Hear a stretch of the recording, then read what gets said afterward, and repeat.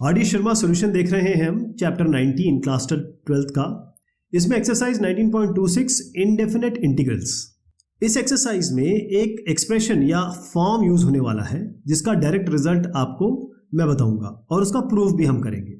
जब भी आप कुछ इस तरीके का इंटीग्रल देखें, इस इंटीग्रल में ये इंटीग्रेशन आएगा, e⁻x रहेगा और यहाँ पर आपका पहला fx आएगा और दूसरा आएगा f'(x). यानी कि अगर ये मान लीजिए आपका cos x है तो इसका डिफरेंशिएशन क्या होगा, -sin x। तो अगर क्वेश्चन आ गया e⁻x cos x minus sin x, तो ये जो फॉर्मूला है ये आप डायरेक्ट लगा सकते हैं। तो इसका उत्तर क्या आने वाला है, मैं डायरेक्ट इसका उत्तर लिख देता हूँ। पहले इसका उत्तर आएगा आपका e⁻x fx। बस इतना ही करना है आपको। यानी कि अगर आप इसका आंसर लिखना चाहें तो क्या लिखेंगे आप, देखिए कितना सीधा हो गया। ये हो गया e⁻x cos x plus constant of integration, ऐसे हो जाएगा ये। तो मैं इसका आपको प्रूफ बताता हूँ। इसका प्रूफ देखिए, पहले क्या करेंगे, हम इसको मल्टीप्लाई कर लेंगे अंदर। यानी कि जो इंटीग्रेशन बनेगा वो कुछ इस तरीके से बनेगा, e⁻x पहले fx से मल्टीप्लाई कर लेते हैं तो fx हो गया ये। फिर एक दूसरा इंटीग्रल बनाएंगे e⁻x को f'(x) से मल्टीप्लाई करके, तो e⁻x को हमने f'(x) से मल्टीप्लाई कर दिया। अब ध्यान दीजिएगा, e⁻x का चाहे आप इंटीग्रेशन करें या e⁻x का आप डिफरेंशिएशन करें, ये दोनों ही e⁻x ही आते हैं। पहली चीज़ तो ये इसमें ध्यान रखने की है। और अगर हम fx लिख रहे हैं और उसका डिफरेंशिएशन कर रहे हैं, d/dx कर रहे हैं, तो ये आता है f'(x). ये भी आपको ध्यान रखना है, वो चीज़ यहाँ पर यूज़ होने वाली है। तो ये इंटीग्रेशन ऑफ fx और इंटीग्रेशन ऑफ ex f'(x). तो हम क्या करते हैं, इसको तो अभी छोड़ देते हैं। देखिए, चाहे इसको आप इंटीग्रेट करोगे चाहे आप इसको इंटीग्रेट करोगे, दोनों में रिजल्ट आपका यही आने वाला है, ये जो मैंने आपको बताया। तो हम चाहे इसको कर लें चाहे इसको कर लें, हम इसको कर लेते हैं। तो इसके इंटीग्रेशन में हम क्या करेंगे, कौन से को पहला मानेंगे कौन से को बाद में मानेंगे। तो आप आइलेट जानते होंगे, इसमें जो एक्सपोनेंशियल है वो सबसे लास्ट में आता है, ठीक है जी। तो इसीलिए क्या करेंगे, हम पहला फंक्शन लेंगे fx, फर्स्ट फंक्शन हमारा fx हो गया, और उसके बाद हम इंटीग्रेशन करेंगे e⁻x का। मैं इसी को कर रहा हूँ अभी, माइनस इंटीग्रेशन ऑफ पहले d/dx ऑफ ये fx हो जाएगा। फिर उसके बाद हम इंटीग्रेशन करेंगे इस e⁻x का dx, फिर जो फाइनल आ जाएगा उसका हम dx एक बार और कर लेंगे और साथ में ये जोड़ देंगे। इसको मैं हटा देता हूँ यहाँ से, ये आ जाएगा आपका इंटीग्रेशन e⁻x f'(x). तो पहले तो ये तो चीज़ हो ही गई है अपनी, fx e⁻x, यहाँ पर क्या आया d/ds fx का क्या होगा f'(x), e⁻x का e⁻x ही होता है तो यहाँ लिख देते हैं। ये भी लिखना है हमें, ये भी लिख देते हैं e⁻x f'(x। अच्छा, ये इंटीग्रेशन करने के बाद कांस्टेंट ऑफ इंटीग्रेशन भी आएगा। लेकिन हम यहाँ देख पा रहे हैं कि ये दोनों संख्याएं जो है या फिर दोनों एक्सप्रेशन ये दोनों सेम है, इनको कर दीजिए कैंसिल। बचा क्या आपका e⁻x fx plus constant of integration, यही आपका रिजल्ट है। और यही जो फॉर्म है ये इसका इंटीग्रेशन का फाइनल रिजल्ट है। अब ये अपने पास क्वेश्चन है e⁻x cos x minus sin x। अब अगर हमें फॉर्मूला याद हो, मैंने आपको बताया था कि इंटीग्रेशन जो होता है e⁻x का और साथ में आपके यहाँ पर fx हो फंक्शन हो और यहाँ पर इस साथ में इसका f'(x) हो, यानी कि फंक्शन का डिफरेंशिएशन हो, तो इसका जो इंटीग्रेशन होता है वो डायरेक्ट e⁻x fx होता है। यानी e⁻x लिखिए, पहला फंक्शन लिखिए प्लस कांस्टेंट ऑफ इंटीग्रेशन, ये इसका फाइनल रिजल्ट होता है। यानी अगर मैं यहाँ पर देखूँ ये fx है जिसको हम cos x कह सकते हैं, तो f'(x) क्या होगा, कर दीजिए इसका डिफरेंशिएशन cos x का माइनस sin x। तो देखिए माइनस sin x भी आ रहा है, तो ये fx हो गया, ये आपका f'(x) हो गया। तो आगे बढ़ने की जगह हम सीधा आंसर लिख दें, आंसर तो वही आएगा। तो इंटीग्रेशन क्या होगा, e⁻x पहला फंक्शन क्या fx, वही लिखना होता है यहाँ पर, cos x कर दीजिए प्लस कांस्टेंट ऑफ इंटीग्रेशन। लेकिन मन तो भरा नहीं, अभी ऐसे सॉल्व तो एग्जामिनर मानेगा नहीं। तो उसके लिए करना क्या होगा हमें, देखिए हमको पूरा करके बताना पड़ेगा। ऐसा नहीं कि बस फॉर्मूला लगा दिया और हो गया, नहीं। हाँ, 1 मार्क्स का है तो ज़रूर कर लीजिए, 2, 3, 5 में तो आपको करके देना पड़ेगा। तो हम क्या करेंगे, इसमें करना ये होता है कि जो फर्स्ट फंक्शन होता है और e⁻x है, यानी यहाँ पर हमारा e⁻x ये हो गया फर्स्ट फंक्शन, जो fx होगा, जो भी इनमें से fx होगा उसको हम लिखेंगे cos x इस तरीके से, और इसको मानेंगे हम t के बराबर। देखिए ये थोड़ा अलग तरीके से बता रहा हूँ, इसको डिफरेंशिएट करेंगे, नॉट डिफरेंशिएटिंग बोथ साइड। तो e⁻x पहले cos x हो जाएगा, फिर cos x को पहले लेंगे। देखिए e⁻x हमने e⁻x का डिफरेंशिएशन किया, cos x के साथ आ गया। अब हम क्या करेंगे, cos x का डिफरेंशिएशन होगा, तो यहाँ का होगा e⁻x और cos x का माइनस sin x, तो इसको माइनस कर देता हूँ, sin x लिख देता हूँ, और यहाँ पर होगा dt/dx। तो देखिएगा ये जो e की power x minus sine x आ गया, इसमें मैं e to the power x को कॉमन ले लेता हूँ।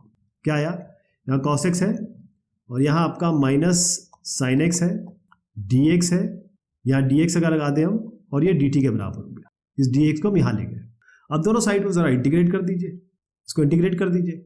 इंटीग्रेशन करने से क्या होगा आपका, इंटीग्रेशन करने से देखिए ये जो dt है इसका तो सीधा आपका t आएगा और ये क्या है, ये तो आपका क्वेश्चन ही है यानी कि इंटीग्रेशन है। तो इंटीग्रेशन क्या आया, dt के साथ c भी जुड़ेगा क्योंकि इंटीग्रेशन में हमेशा कांस्टेंट ऑफ इंटीग्रेशन जुड़ता है। तो i बराबर t प्लस c हो गया। और आपको याद है t क्या माना था हमने, क्या माना था, e to the power x cos x plus constant of integration. तो ये दो तरीके हैं, एक इस तरीके से भी कर सकते हो आप, इस तरीके से भी कर सकते हो, दोनों ही तरीके आपको पता होने चाहिए। तो ये होगा कैसे, दोनों तरीके आपके सामने हैं, पहले फॉर्मूला लगा दीजिए, वैसे दिखा दीजिए या फिर इंटीग्रेट करके दिखा दीजिए। अब अगला क्वेश्चन क्या है, इसमें 1/x² आपका अगर हम fx ले लें, 1/x² को हम fx ले लें, फॉर्मूला आप समझ गए, इसके पहले मैंने बता दिया आपको।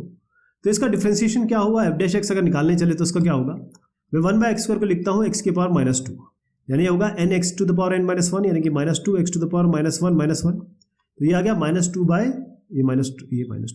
x की पावर -3 आएगी, नीचे ले जाएंगे तो x³ हो गया।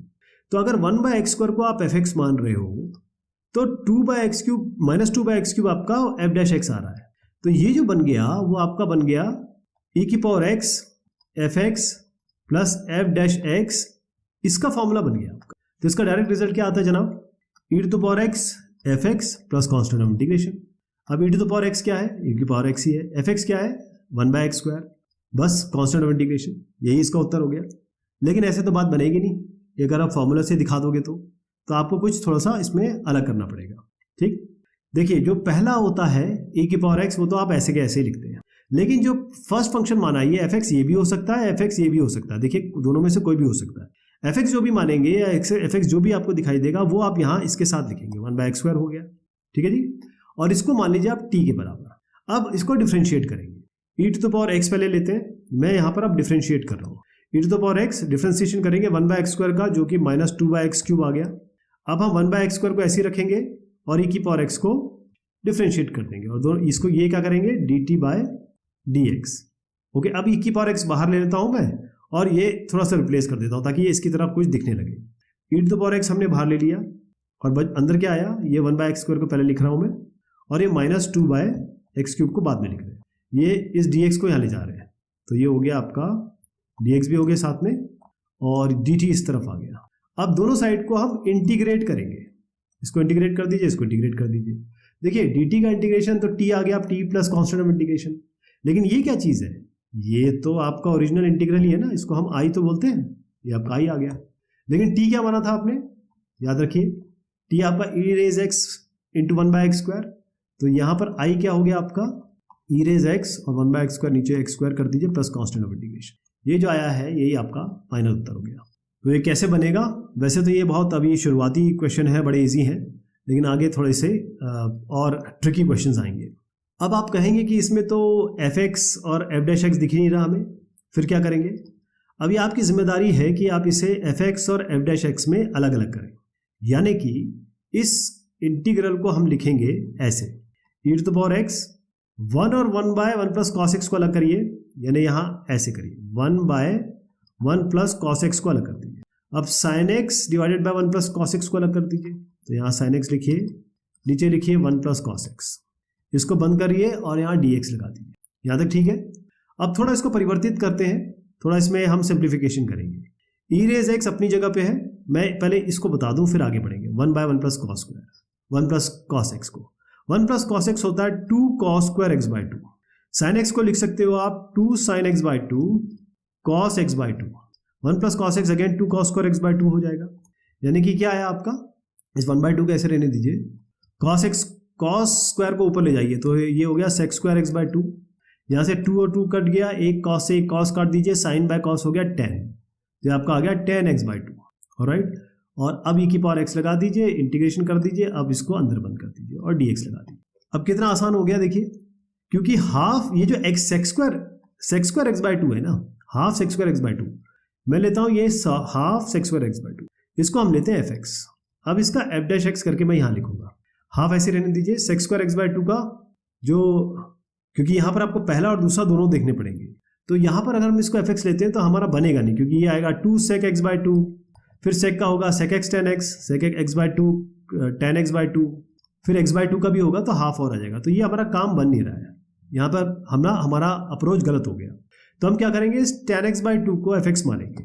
एफ एक्स क्या हो गया, टेन एक्स बाय टू। इससे क्या फायदा हुआ, एफ डैश एक्स करते ही टेन एक्स बाय टू बनेगा sec square X by two, फिर एक्स बाय टू का डिफ्रेंसिएशन होगा, हाफ आएगा तो ये हो गया।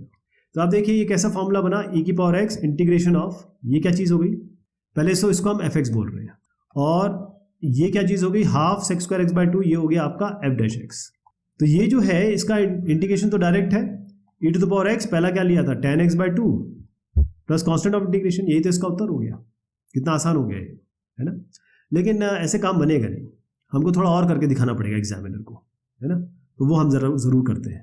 तो हम क्या करेंगे, अभी तक जो हमने सॉल्व किया है, हम e raise x tan x by two को टी के बराबर ले लेंगे। मैंने आपसे कहा था e raise x f x जो भी होगा उसको आपको टी के बराबर लेना है, तो यहाँ टी के बराबर ले लिया।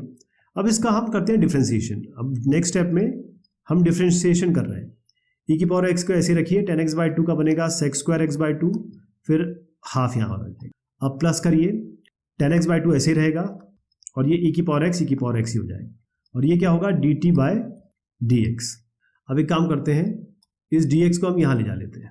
अब दोनों साइड को हम इंटीग्रेट कर रहे हैं, इसको भी और इसको भी। अब इंटीग्रेट करते समय ये तो आपका टी आएगा प्लस कांस्टेंट ऑफ इंटीग्रेशन आ गया, लेकिन ये जो संख्या है या ये जो एक्सप्रेशन है वो क्या है, वो तो ओरिजिनल एक्सप्रेशन है। मैंने आपको ये बना के दिखाया था ना, ये आई है, ये हमने इसको सॉल्व करके यही तो बना दिया था। तो आई हो गया टी प्लस सी, यानी कि आई आपका हो गया, टी हमने क्या बना था, e raise x tan x by two plus constant of integration, यही आपका उत्तर हो गया। अगर ये एक मार्क्स में आता है तो आप डायरेक्ट फॉर्मूला लगा के ये लिख देंगे जो मैंने आपको पहले बताया, लेकिन अगर ये एक से ज़्यादा मार्क्स में आता है तो फिर आप ये इस तरीके से करेंगे, ये पूरा प्रोसेस करना पड़ेगा, ध्यान रखिएगा। तो जो मैंने अभी आपको बताया है वो कुछ इस तरीके से बनेगा। ये आप जो भी अपने आप कर रहे हैं वो यहाँ से रेफरेंस ले सकते हैं। अब आपका बना है ई रेज एक्स कॉट एक्स और माइनस कोजेक स्क्वायर एक्स। तो इसमें आपको क्लियर दिख रहा है कि भाई हम फॉर्मूला लगाएंगे तो हमें उत्तर मिल जाएगा। यानी अगर हम एफ एक्स को कॉट एक्स लें तो एफ डैश एक्स क्या बनेगा इसका, माइनस कोजेक स्क्वायर एक्स। तो इसको हम अगर ऐसे माने e to the power x cot x, यानी कि ई की पावर एक्स एफ एक्स, और यहाँ माइनस कोजेक स्क्वायर एक्स, ये हो गया आपका एफ डैश एक्स।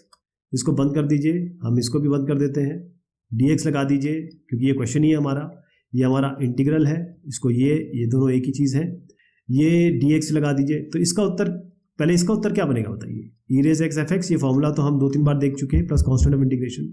तो इसका क्या बनना चाहिए, इसका भी यही बनना चाहिए, e raise x cot x plus constant of integration. देखिए एक ही स्टेप में सॉल्व हो गया है, लेकिन ऐसे काम तो बनेगा नहीं। अगर ये एक से ज़्यादा में सवाल आता है, एक मार्क से ज़्यादा में, तब तो ऐसा काम बनेगा नहीं। तो मैंने आपको ये बताया था हमेशा ई रेज एक्स एफ एक्स इसको टी लेना है। तो ई रेज एक्स तो ई रेज एक्स ही है अपने पास, एफ एक्स क्या है यहाँ पर, एफ एक्स क्या है, कॉट एक्स। तो कॉट एक्स है अपने पास, और इसको ले लीजिए आप टी के बराबर। अब हम दोनों साइड को डिफ्रेंशिएट कर रहे हैं। तो ई रेज एक्स कॉट एक्स का माइनस कोजेक स्क्वायर एक्स, फिर कॉट एक्स ऐसे रहेगा, और ये की पावर एक्स का ई की पावर एक्स हो जाएगा, ये हो जाएगा D T by D x. तो इसको थोड़ा रीअरेंज कर देता हूँ और ई की पावर एक्स को बाहर ले लेते हैं। ई टू द पावर एक्स को बाहर ले लिया, ये पहले हम ले लेते हैं कॉट एक्स, ये आएगा माइनस कोजेक स्क्वायर एक्स। इस डी एक्स को हम यहाँ ले जाते हैं और इस डी टी को हम ऐसे रख देते हैं। अब दोनों साइड हम इंटीग्रेशन कर देते हैं। इसका इंटीग्रेशन क्या बनेगा, डी टी का होता है T plus constant of integration. ये पूरा इंटीग्रेशन जो है वो क्या है, वो तो ये आई ही तो है ना, यही शुरुआत तो यही है। तो ये आई के बराबर हो गया, यानी आई हो गया आपका किसके बराबर, टी क्या है, टी क्या लिया था हमने, ये यहाँ लिख दीजिए e raise x cot x plus constant of integration. देखिए कितने आसानी से हो गया ये, और हमने पूरा प्रूविंग भी कर दिया। एक तरीके से हमने पूरा प्रूफ ही बता देना है हर बार। तो जो अभी मैंने बताया आपको, 2 तरीके हैं, एक तो फॉर्मूले से बताइएगा, वो यहाँ पर नहीं दिखाया मैंने, लेकिन वो आपको बता दिया है। फॉर्मूले से बताइए, उसके बाद आप इस तरीके से करिए। अच्छा, कई लोगों ने ये भी बोला है कि आप सीधा फॉर्मूला लगा दीजिए, लेकिन मेरा ये कहना है कि फॉर्मूला तब लगाइएगा जो क्वेश्चन के मार्क्स देखकर। नेक्स्ट क्वेश्चन भी काफ़ी इजी है, सेल्फ एक्सप्लेनेटरी है, बस इसको अलग करना है आपको। कैसे अलग करेंगे, अगर हम इसको, इस इंटीग्रल को ऐसे लिखें, इंटीग्रेशन ई की पावर एक्स और x को अलग कर दें, पहले x बाय 2x स्क्वायर आएगा और 1 बाय एक्स स्क्वायर को अलग कर दें, माइनस 1 बाय 2x स्क्वायर आएगा dx। अब इसको यहाँ ध्यान से देखिएगा, ये x एक x से कट जाएगा तो 1 बाय 2x आएगा।